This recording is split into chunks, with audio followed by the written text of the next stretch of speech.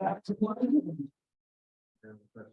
like to welcome you once again to another APEG event.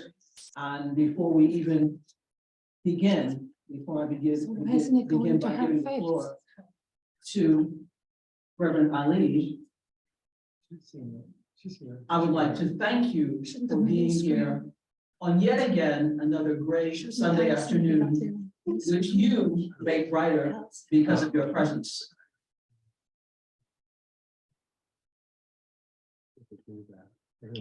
It's all right. But, yeah, Michael said that's how. I'm going to give the floor before I make any other comments about APEC. And to Reverend Ali, he will say some blessings and offer us some good tidings for this event and in general for the world to be a better place. And then I will come back and take the floor. Thank you.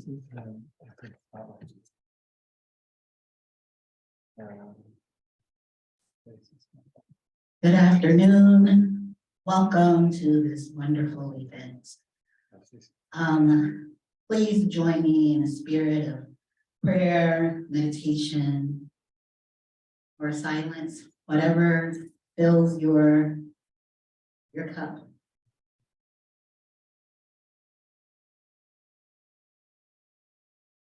Spirit of life, spirit of justice. Thank you for this moment. We get to learn what it means to live into the eighth principle. For once again, we get the knowledge that we need to be the people we aspire to be. Let us leave our minds open and our mouths shut while we learn, and then let us ask what we need to know, letting all of the things that have kept us quiet when we don't know the answers to spill forth so that we can be more enlightened, knowing that everyone here has something them apart and makes them a little bit different. And in that difference, we are better. We are whole. Thank you for this moment that I can be here. Person who is a person who is neurodivergent, person who is just fully transformed and transmuted and transfigured into the minister that you have called me to be. Thank you for your guidance. Thank you for your call. Thank you for this congregation. And thank you for these people here who are ready, who are waiting, and who are willing to build a new way. Amen.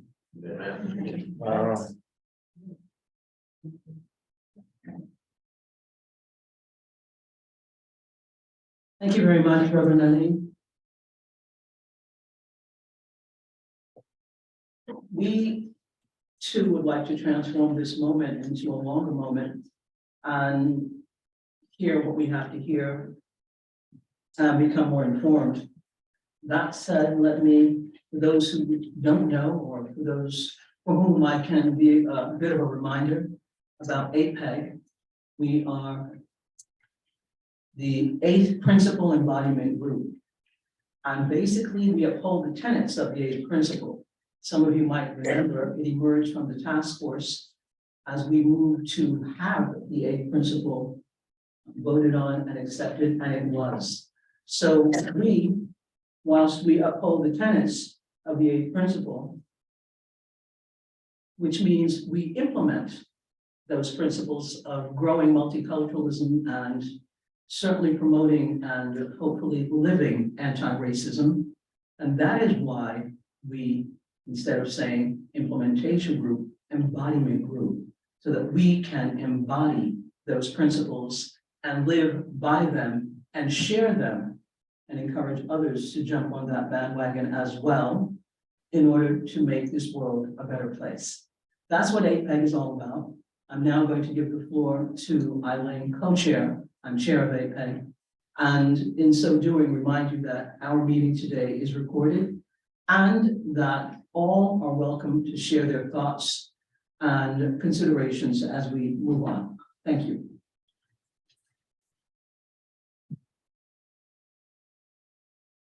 Good afternoon. How are you? Nice to see all of you. This is our sign-in sheet. We could have it passed around, please. Thank you. I'd like to tell you about Heather Pettit. Petit. I want to say French way because I studied French. Heather. Pettit. Petit. Heather. Petit. Correct. She, they, is an aspirant to the UU ministry who has recently completed 2 years of internship at the UU Society of Mill Creek in Delaware. I have some fans of Delaware. Mill Creek in Delaware. Yeah, Wilmington. And near between around York. North. Okay. Well, Heather is disabled, neurodivergent, and has interned with EqUUal Access. We're spelling EqUUal, EqUUal Access, as well as providing seminars and workshops for the UUA on neurodivergence, access, and inclusion. Heather works as a director in IT and divides her time between Moylan, Pennsylvania. She's coming to us from Pennsylvania, right? And Newark, Delaware, where she lives with her husband. So she's living in Pennsylvania with her husband and 3 of her 4 kids. Thank you for coming to us today, Heather. Thank you. Sound good? Sound working for everybody? Yeah. All right. So thank you for the introduction. So it covers a lot of the things that I was going to do for introducing myself. I am in the process or headed towards UU ministry. I graduated from seminary in 2020, and then did my internships after that, or 2 of them. And I am multiply disabled and multiply neurodivergent. So in my ministry, my focus of ministry is not necessarily access and inclusion. I show up a lot in that space, but it is something that includes access and inclusion. And that is, I am interested in organizational health. So in order to be a healthy organization, access and inclusion is just fundamentally required. So I think we've covered a lot of the just general stuff about me. So let me tell you kind of my story. My story is that I started my life disabled.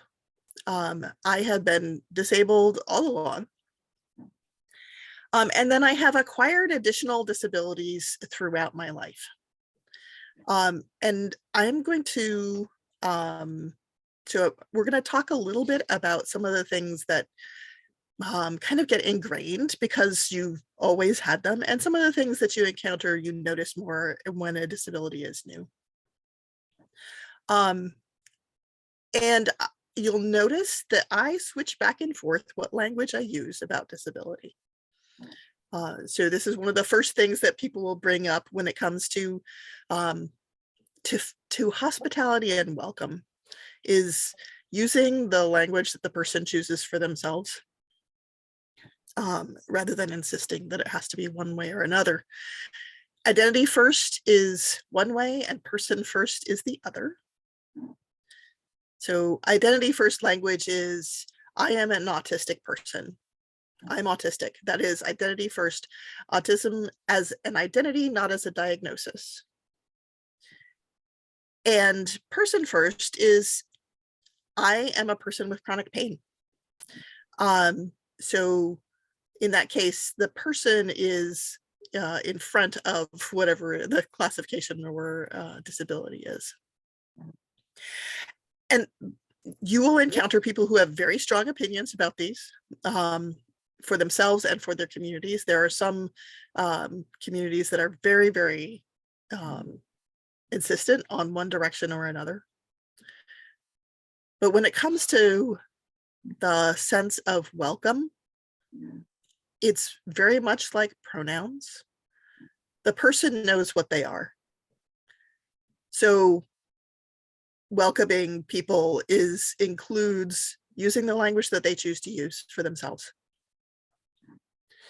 So you'll hear me use a variety of them throughout, because for some things, for me, it is identity. It is absolutely identity. I am autistic. Absolutely.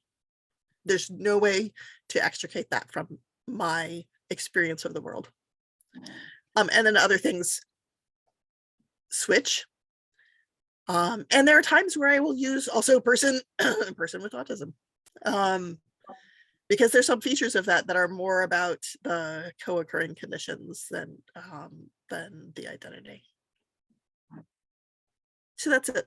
That's just a first piece that you can listen for when you're talking with people and listening to me. How do they speak about themselves? So I grew up, so obviously I've already named one of my disabilities. I grew up masking my autism as much as possible because my welcome was conditional on being unobtrusive. I needed to be as little effort as possible to be included.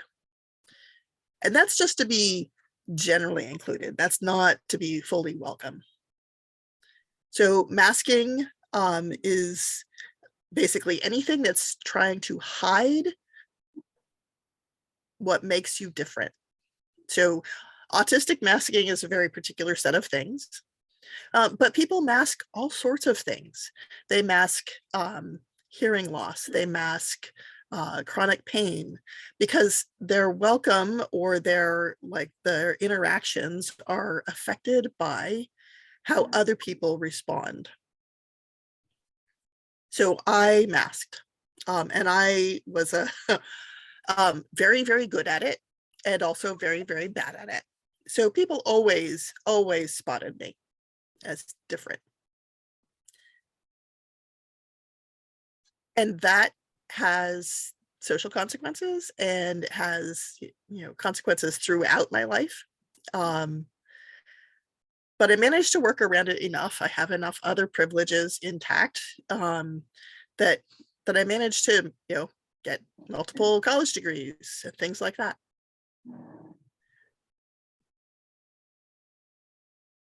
But masking is definitely something also to be aware of. So I'm gonna come back repeatedly to the sense of welcome and hospitality when we're dealing with congregational life. People who are good at masking, you may not be able to tell what is actually true about them. And they may not be willing to disclose what is true about them. So you can't make assumptions about how much access somebody needs or what will be effective for including them right out of the gate, unless they tell you. And one of the things that I work with people on and organizations on is developing the relational trust that allows people to be vulnerable enough to drop the masking, either partially or completely, and be themselves fully in that space. So that's something else that is a theme for me, is relational trust.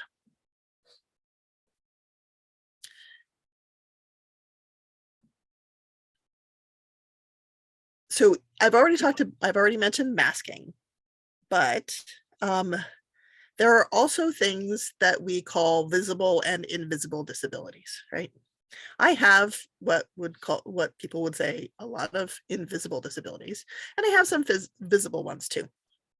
So, and I'm going to use those terms very loosely, and I'll give you a reason why in a moment. I frequently end up with a limp because of chronic pain, because of a connective tissue disorder. And so that's visible. People can tell that I am not walking with ease. I also have long COVID, sufficient that it impacted my oxygenation. So I have supplemental oxygen part of the time, especially if I'm doing anything with exertion. And that's visible. It's an external support that is obvious. But a lot of my invisible disabilities, say cognitive impairment, from long COVID, or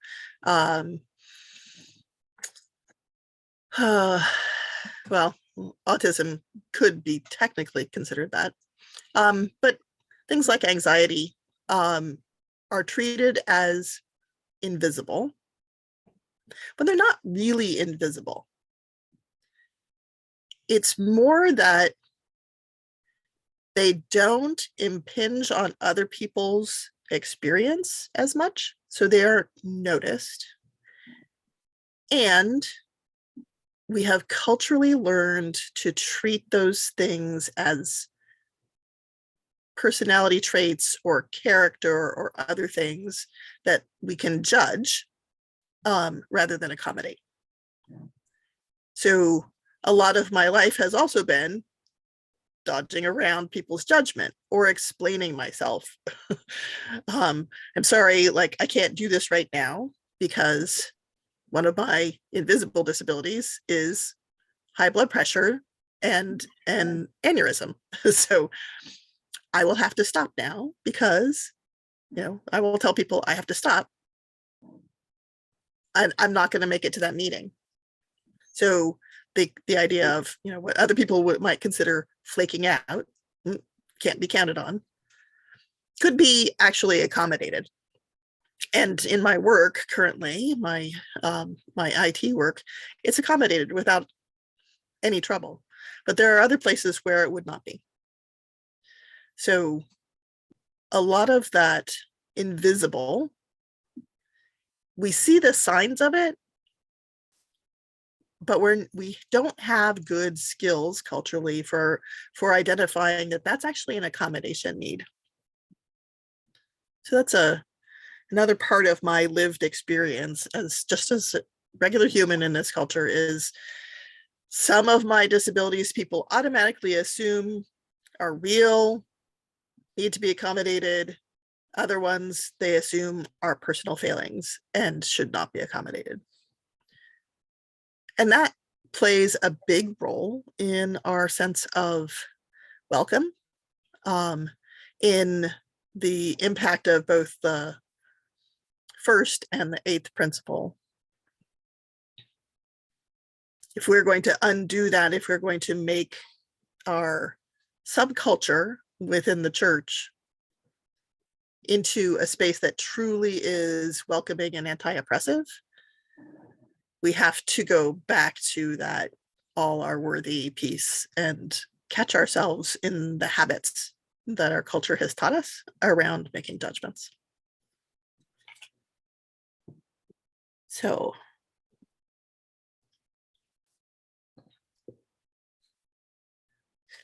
that's a lot on the outside. So that's looking at me from the outside. I also have my own internalized ableism. So ableism is basically personal and systemic biases that result in valuing abled people and their access and inclusion needs more than anyone with disabilities. So ableism is just like any other ism. It is something that we may not even notice, we carry around with us. It can be kind of inherent, habitual. And it can be built into systems, not just, it doesn't have to just be, you know, an antagonism, right? Most of us aren't directly antagonistic to other people, but we have habits of mind and habits of behavior that we are coached to in our culture that make it harder for other people. So that's ableism in this case. And ableism for me, my internalized ableism is something that I have to work on because it helps me also notice when my ableism is coming out at somebody else. I had to learn that I was allowed to exist as myself. And I had to practice it. So, and I still and forever will be uprooting it from myself, even though it affects me in the same ways. I still have to uproot it from myself. So no judgment. We're all doing this work. Another thing that's true with ableism that people may notice when they're starting to learn about it is that just like any ism, any bias, there are microaggressions that are associated with it. And microaggressions for ableism are unique to ableism. There's some that cross over. There's lots of things that cross over multiple spaces, but microaggressions for ableism are specific to our understanding of disability. So a really common one for me is people expecting that because I was able to do it yesterday, I can do it today. So why can't you do that today? Like so-and-so asked you to do that yesterday and you did it just fine. And now you're telling me no, what's the problem? Another one is dismissing. So just saying, oh, everybody's a little autistic. It's an action that's meant to make you feel less bad about being autistic. That like we're all in this together. The intention behind it is totally good. I'm drawing the circle around both of us. We are all in this together, everybody in. But my experience is not the same as somebody who isn't autistic. So everybody isn't a little autistic. It's actually a neurological difference. So, but dismissing it that way, even from a positive intention, can really set me back and say, okay, I'm not actually welcome here. My real experience is not going to be seen. People are going to think it's just like theirs.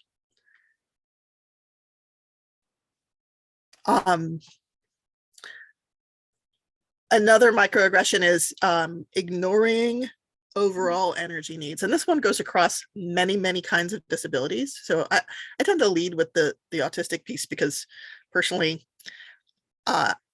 I find it has the most upsides of all of my disabilities. But chronic pain, long COVID, the aneurysm, bunch of other things, actually, they can all impact my overall energy level.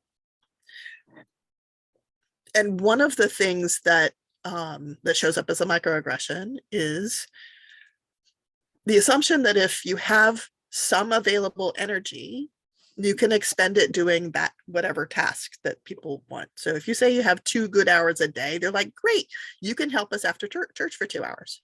But those 2 good hours of my day, an hour and a half of that is self-care, like getting up, getting showered, getting ready for work, whatever. If I have a 2-hour open day, I might have 15 or 20 minutes that's available to do something that other people would consider doing something.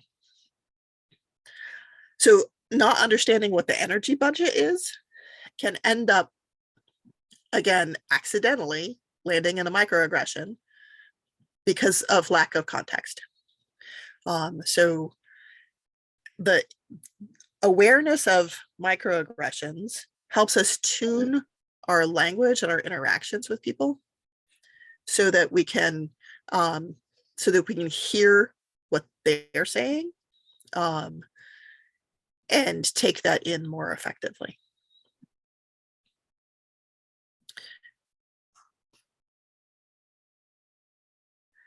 And then another thing I want to raise about me, because a lot of this, I'm using me as the frame, but we'll get into more general stuff later. An assumption that's really common is that people have a set of access needs. That like once we get these things in place, this person will be able to participate in all of our activities without any trouble, without any like additional personal burn, energy burn, time cost, whatever else that they are, burden that would otherwise be added. But I have conflicting access needs. So just like there is no way to make any single space or any single event 100% perfectly accessible to everybody. It's not actually possible to make it accessible to every possible different need. Some people might need bright lights, some people might need it dim, right? Some people might need the volume up, some people might need the volume down.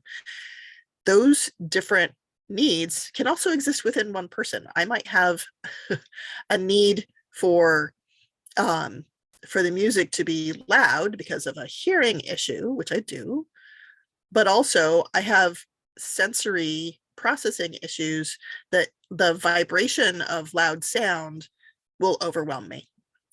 So I can enjoy it, but then I'm cooked, right? So it is entirely possible for even one person to not find a particular thing completely accessible. No matter how much you do for them. So there are a lot of decisions that need to be made in order to balance different needs, accessibility, like maybe I wear, the hearing assistance so that we don't have to turn the volume up overall, or maybe I sit near the back so I can like step out and take a break if I need to. And I'm the one who gets to choose what's going to be the most effective for me most of the time.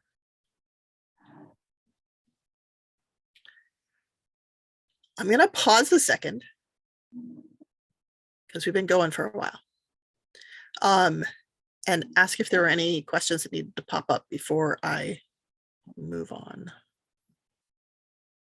Put it in the chat. People on Zoom, put it in the chat. Yes, please put it in the chat. Any questions from the audience?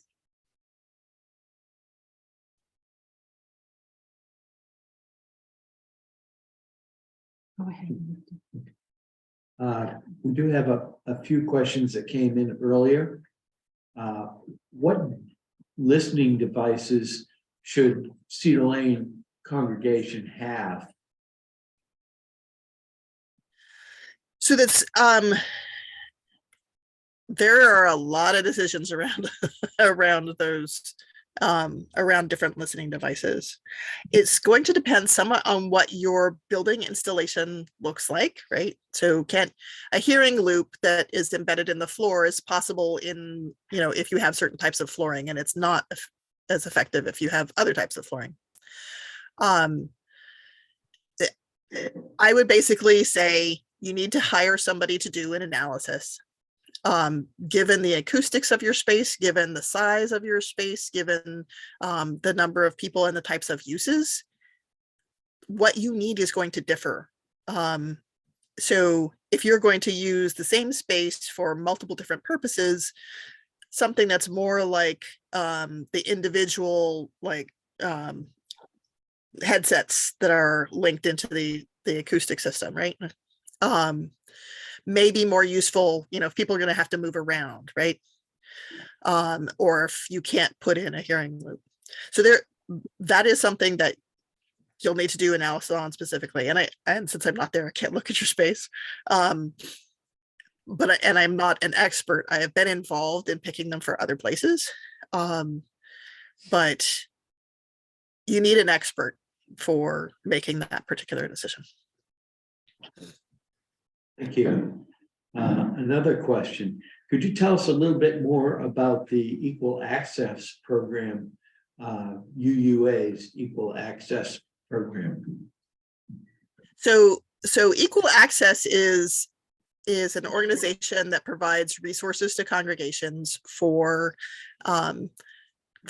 improving their access and inclusion. So access is being able to get into the activities, right? So removing barriers to participation, and inclusion is beyond that, right? It's I am truly a full member and participating and able to participate in the ways that I would like to participate. The AIM program has been closed, which was the certification for different congregations. So that piece of it where you would actually go through the full certification process, but I believe that is no longer available.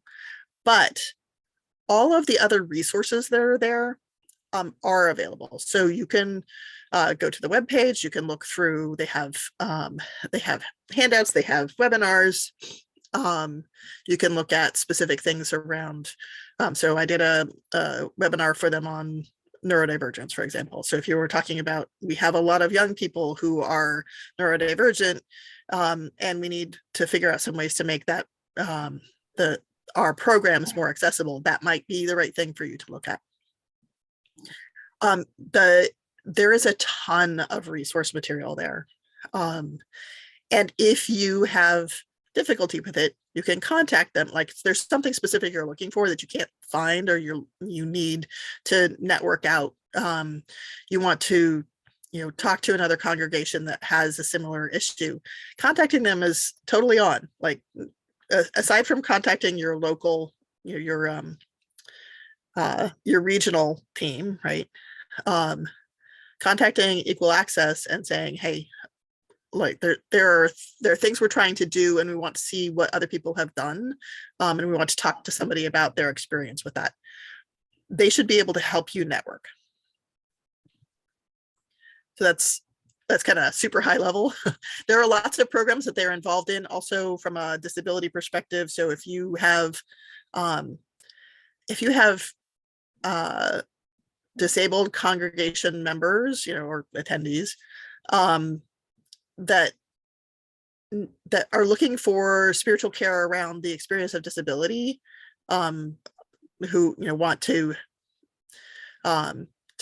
talk with other disabled UUs, there are events and things for that as well. So it doesn't have to be the full congregation. Individuals can go in and take a look around and see what's available to them as well. Thank you. Sounds like a great resource. Yes.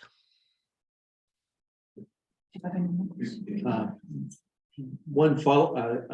Put your mouth right on. One additional question. What about folks with seeing problems with sight? What kinds of devices should we be looking at to assist and include them? Yeah. So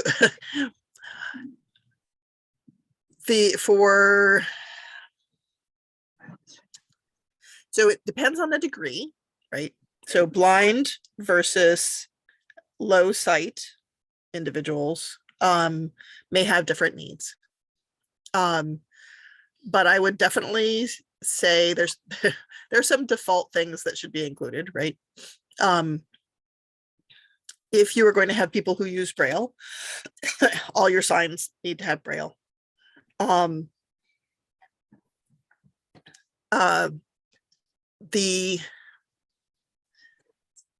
The access ways need to be very clear in terms of if you have somebody who is using a cane versus versus a guide dog, they need to be able to tell where they're going, right? And I don't know your building, so that might not be an issue. Low sight individuals may need bright color markers or effectively similar to like reflective tape, but like electric pink or electric orange, in whatever colors that they can process on corners, on if you have a handrail at the end of the handrail, on the edges of steps, so things that help define boundaries, turns, anything that might be sticking out, that sort of thing. So those are, those are a couple right off. Making sure that you have a standard setup, a reliable setup. So if you rearrange the chairs on a regular basis, that might be more challenging for folks.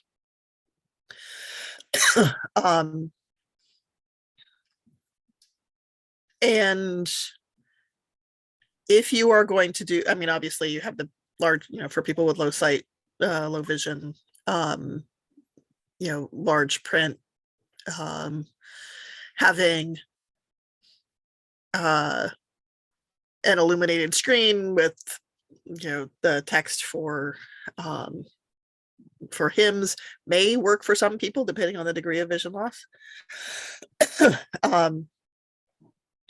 Yeah, and again, for the full picture, I mean, these are things that I have seen work effectively.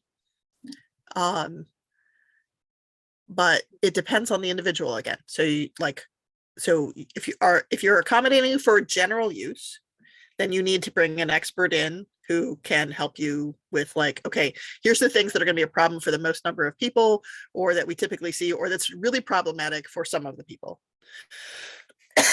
And then moving from that to the folks that you already have, like you could ask them what it would help. And you could also bring in somebody who can work with a group of them to figure out the specifics. And yeah, like I keep saying, bring in an expert, and I know that costs money. But really, it's important to bring in people who have the depth of knowledge, right? Because I can tell you some things, but that's not my area of expertise. Like each individual area has its own specific issues, right? And your building itself will have its own specific issues. Like if you have lots of natural lighting, which it looks like you do, that will make for different problems and different solutions than a building that had less. So if you have, so like some things might be simple. It might be increasing the wattage of the lights in the hallway, right? But I wouldn't be able to tell that from just sitting here at a distance. Okay. Thank you. One question from the audience. Yes. Hello, I'm masking a little bit because I'm standing, and I come from an ableist position, but I just had my 75th birthday, and as many people who are aging, I have arthritis in my hip, and there are times when it hurts so much that I struggle, and people don't know how much I'm hurting. And at church itself, I should say, we're a congregation now. There are times when I'm in a social event and there's no place to sit down, or people are lining up for food, and it's painful for me to stand. But my real issue is transportation. Is this not working? My real issue is transportation. I was driving prior to the pandemic. My battery died. Places I wanted to go were shut down. I see how people drive. I was nervous that with the hip, I might do something erratically that would cause an accident. I stopped driving back. The buses that take me to Cedar Lane run every 45 minutes. Getting to Cedar Lane is usually not a problem because I know when the bus comes, and if I get to the stop in time, I'm fine. Getting home is an issue. Finding a ride is, I don't like to ask people for help.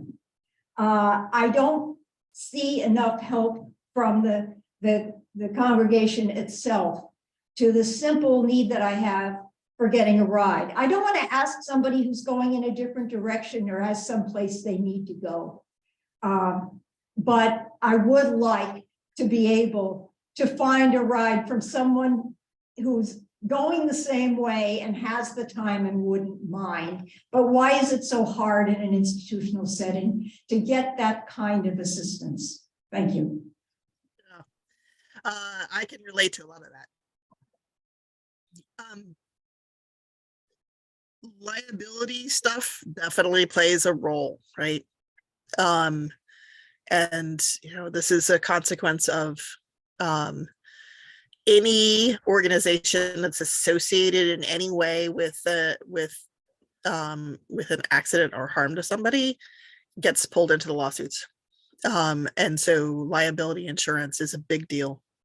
And there are a few ways around that. You can't do a formal rideshare program. It's like become impossible, right? Because the church would then have to hold rideshare liability insurance. So, and we have discussed this, like I know many ministers have been in these conversations because it's a common need, right? People need to lift home. The bus loop, or especially for if it's a specifically equipped disability bus service that has the ability to take wheelchairs and such, right? Those run on not necessarily predictable or effective timelines, right? And so there's some things that I have seen that have been like creative adaptations, right?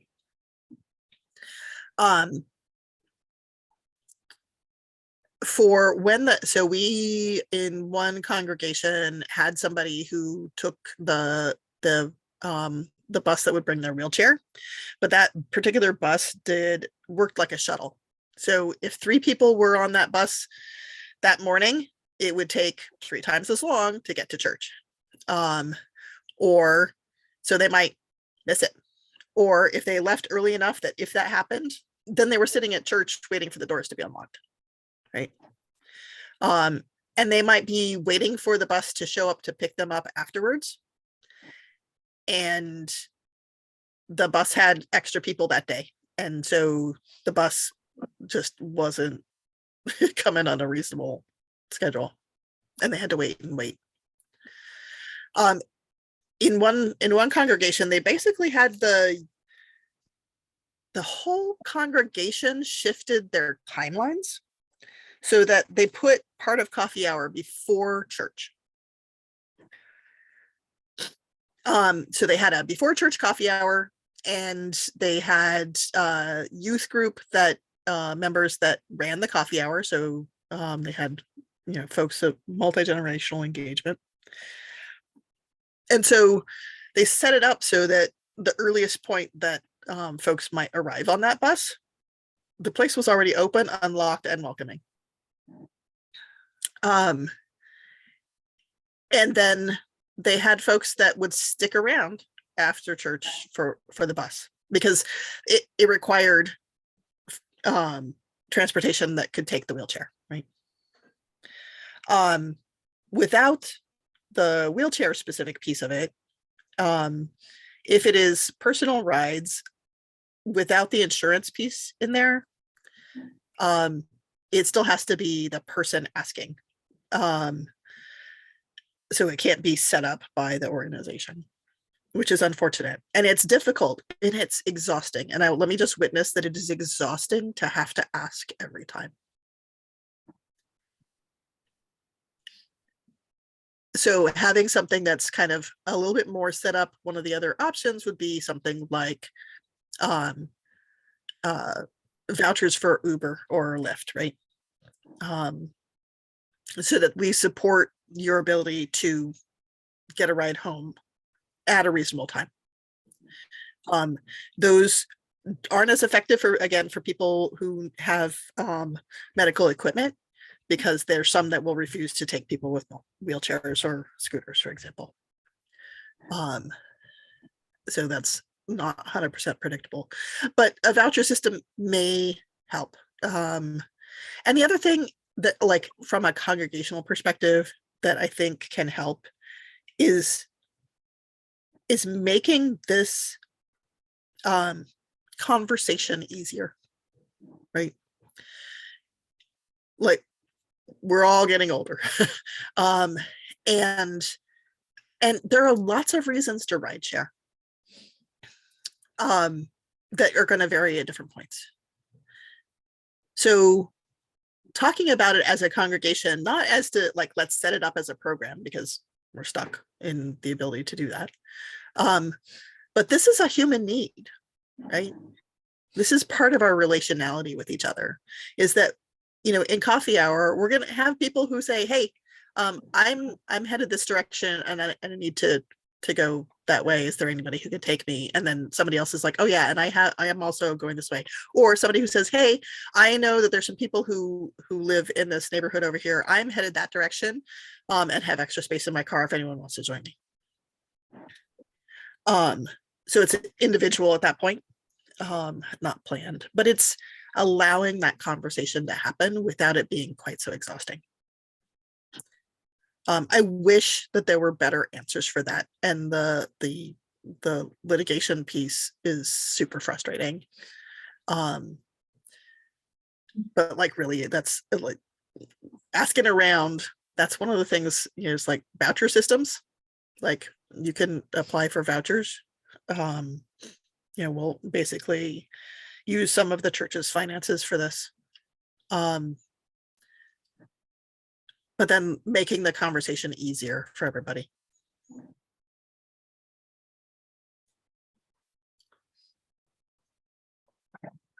Excuse me. So my spouse and I were actually having a conversation on the way over here, in particular about noise and sound sensitivity. And one of the things that I've noticed that Cedarling doesn't have, while we do have assisted hearing devices, we don't have sound reduction headphones. And so we were also discussing the pipe organ, which is lovely, but very, very loud. So if you don't know it's approaching, because it hasn't been presented to you in the best way possible, or any way possible other than on an order of service, you're taken by surprise, basically. So my question is, outside of saying during the service, which would be the best way to do it, that a loud noise is coming up, what would you recommend, like, as you're approaching a space, given that you don't know our church? What would be, or rather, what is the most effective use of that piece of notification that you've seen? Actually, a sign on the door that indicates that we have an organ, and it can be loud. And you know, we will have, you know, in the order of service that whether it's going to be in use today. Is it used every week or? It's getting that way, and that was actually her suggestion that my spouse had. So Yeah. So So it should be on the website. So it should be information. So I'm going to back up a second and talk about human experience design. So this is one of my areas of ministry as well. Is I love liturgical theology, which is really, you know, how do we do the entire experience of worship? But the human experience design version of that starts when you think about wanting to go to church. When a person thinks about wanting to go to church, it's the beginning of your liturgy. it's also the beginning of your access, right? And your inclusion. So if somebody thinks, I want to go to church, I saw that church down the street. Let me look them up online. As most people are going to, at this point, look them up online. Information about the service should say, we have an organ. We use it most weeks. It is quite loud. We have ear protectors for people who are sensitive. Or you are welcome to bring your own, right? A lot of people, when they're coming into a new space, who need ear protectors, so especially adults who have like finally figured out that they're autistic or sensory sensitive and have been miserable their whole lives and now know they can put on ear protection and it's great. They feel uncomfortable wearing it, right?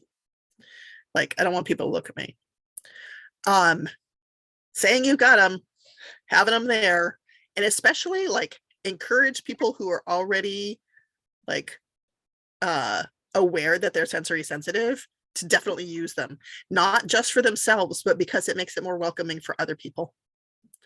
When they see that people are like, oh, cool, grabbing the headset. So starting with that before they even enter the church, when they're first looking, we've got those. So they go, like, they understand me. They understand I'm going to need that.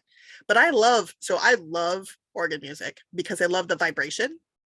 I don't necessarily want it in my ears. so that would be great for me. And then as you're basically going into the service, somebody needs to say, you know, either on your order of service or in your welcome, don't forget, we got organ music today. If you need your protectors, jump up there in the back, right? And then keeping track of like how many people need them so you don't run out, right? So that's the far end of it. So when people by the time they get home, that's the end of your liturgy, is after they've left your congregation. It's when they're thinking about it later, tomorrow, the next day. It's when they feel, you know what, it was really nice to be able to enjoy the organ music instead of feeling overwhelmed by it, right? That's where your liturgy is actually ending. And that is part of your access and inclusion. It's what leads into the arc for the next time they show up. So yes, definitely having ear protection. There are some people who have very strong opinions about their ear protection. They will probably bring their own. But having something basic available, and kid sizes as well, super useful. And the kid size, the ear defenders, they're typically called, are not that expensive, and help. And the other thing this made me think of is people get overwhelmed in strong sensory experiences. And the world is getting better at finding little solutions for that. There are things called, so weighted blankets are a thing, right? For anxiety. They're also good for overwhelm. But there are also weighted stuffies. So like stuffed shark that weighs like 8 pounds. That people can hold that help them stay rooted in their bodies when they get overwhelmed. And so like have a basket of them, right? People can pick them up when they need them. So those sorts of things can help, but it's also like those are like the big box items that I would start with. And then you'll have to ask individuals for if there's anything else that would help. If there's different, like your acoustics are probably set to be able to work with the organ. But some people may need to be able to leave the room, right? So making sure that that's accepted. So not just that they sit in the back. Like I said earlier, I could sit in the back and leave, right? Because I don't like being watched. But I had the fun of going to a synagogue when I was studying liturgical theology, for a full service that was 3 hours long. And it was completely no friction to get up and walk around. Like, if you needed something, you were expected to go do it. Like, you need to go to the bathroom, you get up and walk out. Nobody blinks, nobody looks too funny, right? You know, that there was somebody who was helping me with the service, helping me understand. And he sat where he usually sits, and I sat somewhere else. And he would get up in the middle of service, come over and explain something to me, and then go back to his seat. That the acceptance of being able to physically move around for our comfort. You know, some people need to pace because sitting too long hurts, right? They need to get up. Or they need to stand. Being able to do that and not having it cause a like ruffle in the experience for other people is about the kind of the general membership's welcome of people taking care of themselves. So this is one of the things that I hope that's answered your question enough, because I'm going to diverge on this topic. Thank you. Yeah, okay. Most of my life I worked in places that were not accommodating. And I had to make myself small or change what I needed. Like, you know, like I'll just get that after work, right? I had to rearrange myself to fit the environment. And to a degree, a lot of us do this, right? So if we're really, you know, feeling extra chatty and we know this person's an introvert, we might not, you know, bring the chatty out with them, right? So we do these kind of small shifts for each other all the time as part of just being in a relationship. But when you're constantly the one who has to do the shift, it gets to be a lot. And I had the experience, I got hired about 7 years ago into a team that was 100% welcoming of all of me. Like, not just like, yay, you're you, be you, you can drop the mask, right? It was like they would get frustrated and angry at me if I didn't bring all of me out. They deeply wanted me to be me. And that meant, so here's a feature of me, as all me, I laugh really loud. And I laugh at the wrong time. I laugh in delight. So say if somebody's telling a joke, I don't laugh at the punchline. I laugh when that person's delight starts to really show. Because I laugh from reflected delight at how much fun they're having telling this joke, which means they'll also laugh if they totally blow the punchline and didn't realize it yet. So, but I laugh really loud. And people have given me quelling looks my whole life. Like, why do you like, right? They're embarrassed by how loud I laugh. My project manager on this team, we were at a client site. Okay, so we're at a client site in a conference room, and we start talking, and I start to laugh, and he just gets up and closes the door. He don't want me to be quiet. He just doesn't want it to bother anybody else, right? He closed the door. No big. And like, didn't look at me funny, didn't anything else. He just like, you know, we'll take care of them and we'll take care of you at the same time. They wanted me to bring that out, right? And bringing out all of me meant bringing out all the disabled pieces, right? They wanted me to take a break when I needed to take a break. My boss literally drove to a client site and extracted me from the client site because I needed a physical break. Like, he came, he picked me up, and he took me somewhere else. Because my well-being mattered, right? So if I needed to get up and walk around, I would be embarrassed about getting up and walking around, because I had learned that I needed to stay small and that my need to get up and walk around wasn't welcome. But he was like, get up and walk around. Like, why are you sitting still? Like, if you're uncomfortable, physically, stop. Don't make yourself uncomfortable. Be all of you as best suits you, serves your needs, together with these other people. So there were some people who, like, if I got up and walked around right in front of them, they would get distracted. So I get up and walk around, not right in front of them. Okay. So that welcoming of all of who we are, including the disabilities, means that that the world's going to be a little bit more variable, right? People are going to, and people will be embarrassed to try it, right? Because we've been taught it's shameful to be disabled or to hurt or to show your pain, right? And also legitimately, you're allowed to be private about it, right?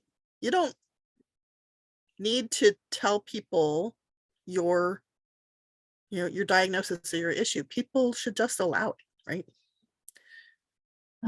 Actually, could I cut in? I have a question Sure. that is relevant to this. Sorry, I've enjoyed hearing. Go all right of ahead. There, I think, is an interesting assumption for a lot of people that your disability status is something that you were either born with or get in old age.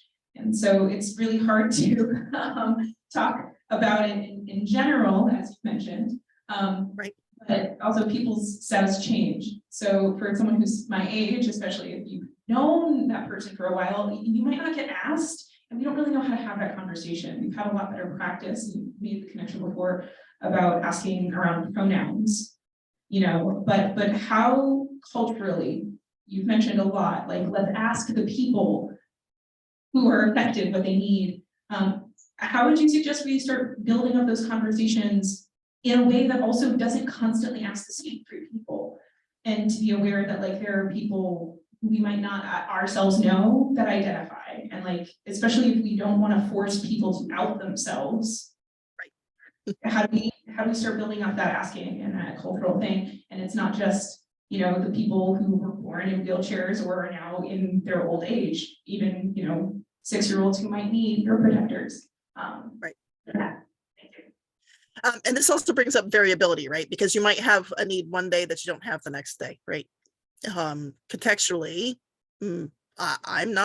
my access needs are not the same every day. They change. So learning to have that conversation with everybody is a lot like the rest of it, for like pronouns, right? People who don't have obvious needs, or who don't have big needs, need to be starting those conversations. And this is something that's a mind shift that I want to bring out. Everyone has access and inclusion needs. Everybody does. We have built in the cost of the access and inclusion for the middle chunk of people into our working operational cost. We simply didn't include anybody else's cost in there. So everybody has access and inclusion needs. Like you have chairs in the sanctuary, right? That's so like that everybody can sit down, right? That's an access and inclusion need. You want to not be standing. Okay. So becoming aware of all the places where your access and inclusion needs are already accommodated in the kind of neutral, like we didn't even think about it zone, can really help that conversation. So bringing it up like, the count, little things, the counter height is at a certain range because that's the appropriate accessible height for most people, right? How the doorknobs work, we've expanded that a lot, but that you need to get into the building. That's an access need. So talking about it from the sense of all of the variable pieces, but talking about what you need, not why, right? I don't want folks to say, hey, like, I would like us to have, a higher counter here, you know, like if we're doing a redo on the kitchen, I'd like to have a section with a higher counter here because I'm tall and it makes my back hurt when I lean over. I don't have any real disabilities, but leaning over for, you know, that far causes me pain. We don't need the second part of that, right? It's what do you need? So I think we should have a higher section of counter. Like the impulse to justify it is based in ableism, right? I have to give you a good enough reason to have my need met. It has to be a morally justifiable reason too. It has to be a good disability in a lot of the world, right? It can't be a bad disability. So starting those conversations, yes, everybody has access needs. What smooths my way? And I think being aware that disclosure is an ableist expectation. So it's called forced intimacy. If you want to know why somebody needs that, you are asking for their private medical information to be disclosed. And there are things that some part of that's going to get disclosed by what the type of need is. You know, if you need the hearing support, something related to your hearing is involved, right? So part of that is like not possible to dodge, but people shouldn't have to justify the need. And it really, really helps to have pillars of the church go first, right? Somebody's got to start it. And it helps to have people who are core, who are new leaders, who are deeply involved, you know, whether they're newer or, you know, been there forever. Seeding that behavior helps. So see if you can get people who are already involved in the conversation to start it up. And just like anything, you're going to have a lot of microaggressions to start. So because people aren't used to it, they're going to try it. The automatic instinct is to push people back into the same lanes of travel, right? So when you start pushing past those boundaries that we have set by our culture, like I have heard the worst things come out of my mouth when something has gotten in like unexpected into a zone that I already know that if I said it, I would be socially punished for it, right? So I like go the same direction. So that's like we're gonna have to practice and like take a lot of breaths in that work, just like with any other anti-oppression work. Thank you, Heather. So this is from a question that was sent in. And it's says, bouts with doors. Recent occurrences of handicapped parking spots moving slowly but surely away from the business doors. I keep telling myself it's my imagination. But why are there parking spaces closer for folks picking up things at that business and parents with small children? I mean, toddlers walk, strollers have wheels, and these parents are 35 years old. Thanks for listening to my ADA rant. Yeah, so this is one of those places where increased awareness of disability and the range and scope of disability and like temporary disability can interfere because it's spun, right? People still spin it towards the most abled folks. It's legitimate that pregnant people may need closer access. Yeah, I had twins. Walking was really painful. And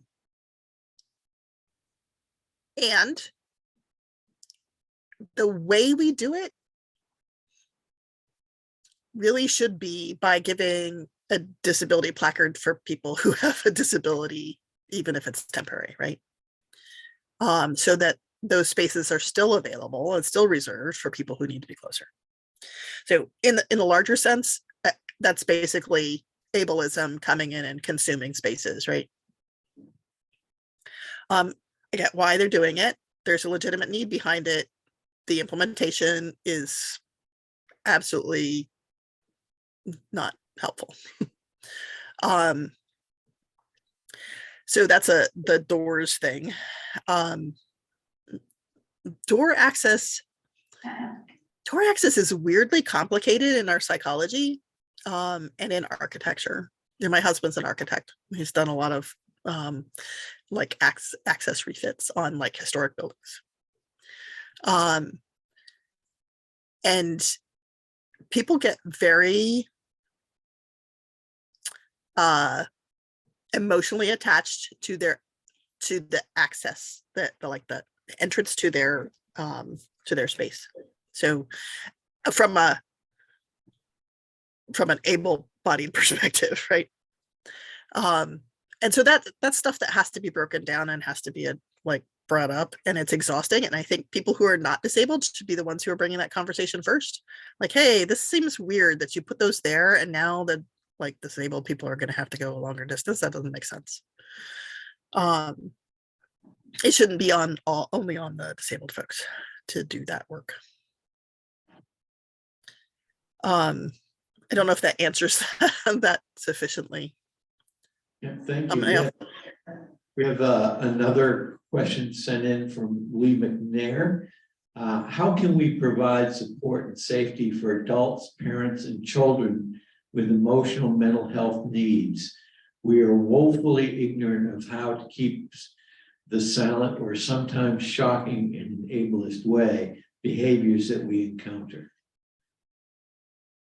So this one is going to need people doing some homework, right? The safety. So I'm going to move away from the word safety and move towards the word trust. So relational trust. So relational safety isn't possible, right? Somebody new entering the building that day could make the mistake that you have taught everybody else not to make, right? You can't make it 100% safe, but we can make it trustworthy.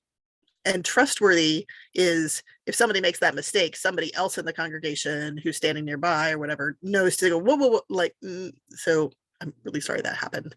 And then handle it, right? So the trustworthiness of the space for emotional mental health, behavioral health needs, right? Means one, again, raising that conversation above the waterline. Right? We have to talk about it. It has to be out there. If we're silent, so this is a pattern that I've seen over time where our congregation does enormous amounts of really good work and they talk about it a lot, and then they get really comfortable and they stop talking about it, and then it goes away. Some people still know it, but nobody can tell it's still there, right? Because it stopped being talked about.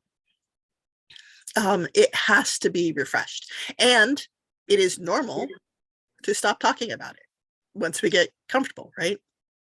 So it's not, we shouldn't be ashamed that we stop talking about it. It's that we need to get into the habit of noticing when we stop talking about it and go, oh, we did that again, back up, okay? The sense of ignorance means you need education, right? So there are probably organizations in your community that you could be connected with who could come in and do seminars, or could come in and do a service that's around, chronic depression, right? If it's things that are like behavioral differences in autistic children, right? I never went to, so I'm a lifelong UU, and I am a UU preacher's kid. So my mom became a UU minister when I was a teenager. But I did not go to church as a kid because it was just hard, right? I was welcome there, but it was so much masking. I was masking the rest of the week, and I was like, I'll go play outside. It's a lot of work for these kids to try to hold themselves together another hour after the rest of the week, right? And so understanding what the kids' needs are is the first piece, right? So do you need to have a quiet room that they can escape to and feel safe in? Are you comfortable having the conversation with the parents? That's part of the trustworthiness. How do we help this work for you? Do you have somebody in your congregation already who could talk with the parents and say, hey, like here's where the spaces are. Let me introduce your kid to them. Somebody who can volunteer for that. For other needs, that has to be built into your program. So if you're talking about like chronic anxiety or chronic depression or like more significant specific health needs, mental health needs, one, that it's allowed. You allow people with tics and OCD, right?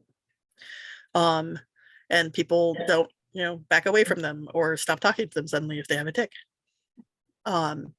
So that's like, okay, we're agreeing that we're going to have people here who have this, and we are not going to like try to get them to stop being themselves.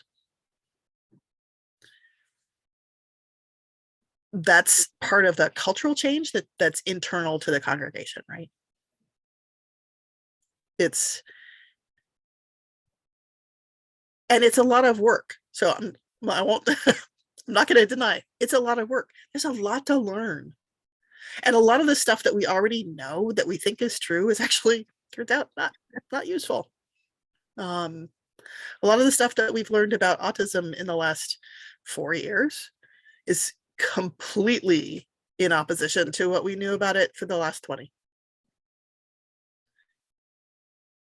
So, what's good, how to help, those things are all like, that was wrong.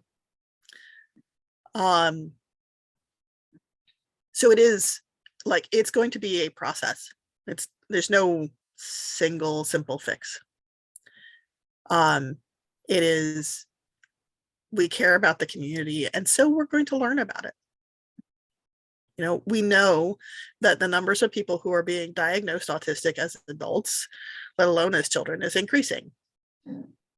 Because we're starting to understand it's not just the external experience that identifies autism, like, you seem autistic. It's the internal neurology. It's how the world is experienced that's different. And when people discover that, they often discover that they can't mask anymore very quickly. And so their behavior changes, and it can be like challenging for them and unexpected for us, right? So finding a way for us to recenter, like touch base on who we are and who we want to be and who is welcome and how we're going to do that. Like if I'm feeling uncomfortable, so it's taken me a long time, but if I'm feeling uncomfortable with somebody else's behavior or somebody else's presence, I now go, oh, I'm feeling really uncomfortable about this. And I'm trying, like, I want to make them stop being them in my space. And now I have to, like, it's a flag for me, but like, oh, like if we're both here, this is not just my space. This is our space. And how do I make that possible for us to both be here? And have it be not just okay for them to be here, but for them to feel like, whoa, this feels really good to be here. Right? It's a lot of work. Thank you. You've answered so many of our really big questions. And we really appreciate your coming today and spending your 2 good hours with us. So we'd like to say that you did a fantastic job, and we learned a whole lot, and we're going to go back and talk about it in our next meetings.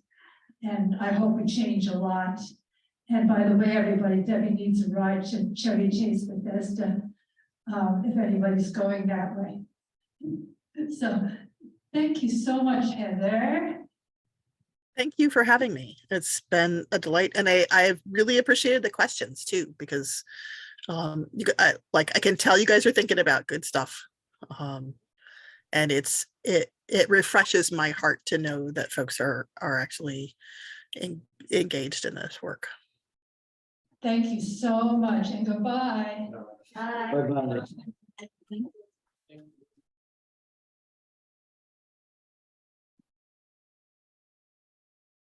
So while I was walking around, I spilled water in my shoe. Nice to see everybody. Thanks for coming out. Thank you.